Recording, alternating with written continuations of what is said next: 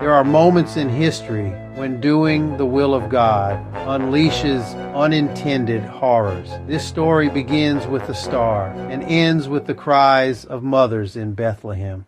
Long before Jesus spoke a word, his birth drew the attention of men from far beyond Israel. They were called Magi, royal advisors, astronomer priests from the east, skilled in prophecy, dreams, and the movements of the heavens.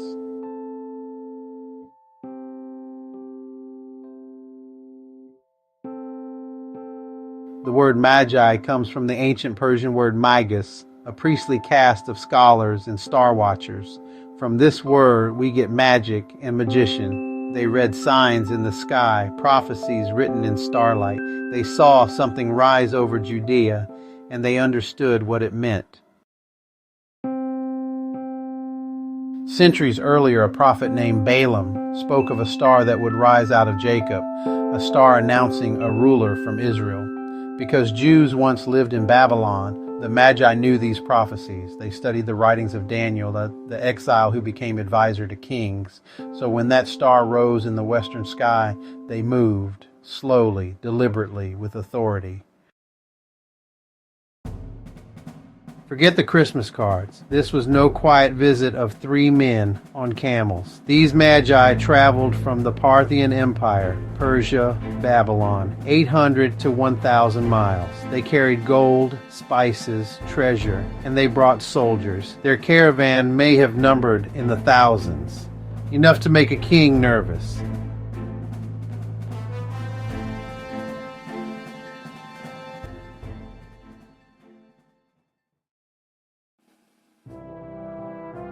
When they entered Jerusalem, they asked a deadly question: "Where is he who has been born King of the Jews?" And there lies the problem. You see, that title belonged to one man, Herod, a paranoid puppet ruler installed by Rome and terrified of losing power. News spread fast. There is a foreign delegation, possibly even a rival empire, has sent its envoys, who are now claiming a newborn king had arrived.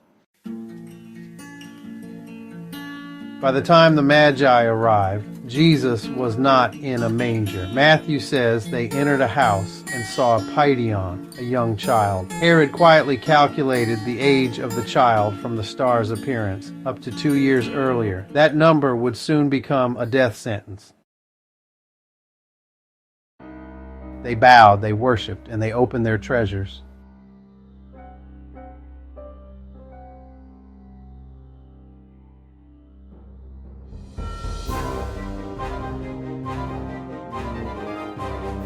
Gold for a king, frankincense for God, myrrh for a death yet to come. Although the gifts were symbolic, yes, but they also served a very practical purpose.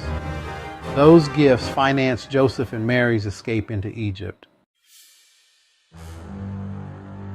When Herod learned the Magi had left without revealing the child's location, something broke inside him. Fear turned to hatred. Hatred turned to murder.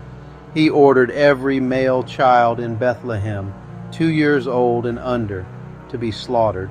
Hundreds of children killed, mothers screaming in the streets. The prophecy of Jeremiah fulfilled. Rachel weeping for her children, refusing to be comforted, for they were no more. The Magi obeyed a divine sign. They followed a star with pure intention to honor the promised king, and yet their arrival triggered a massacre. A holy mission met a corrupt king. Doing the will of God sometimes shakes the world around you. The visit of the Magi reveals two truths. Light can provoke darkness, and God often protects his plan through unexpected means. Even in tragedy, the gifts of the Magi preserved the child who would change history. Their obedience was not pointless, it was pivotal. Sometimes, doing what is right creates conflict we never intended. But, in the end, God redeems what human power seeks to destroy. If you like videos like this, smash that like button. We out.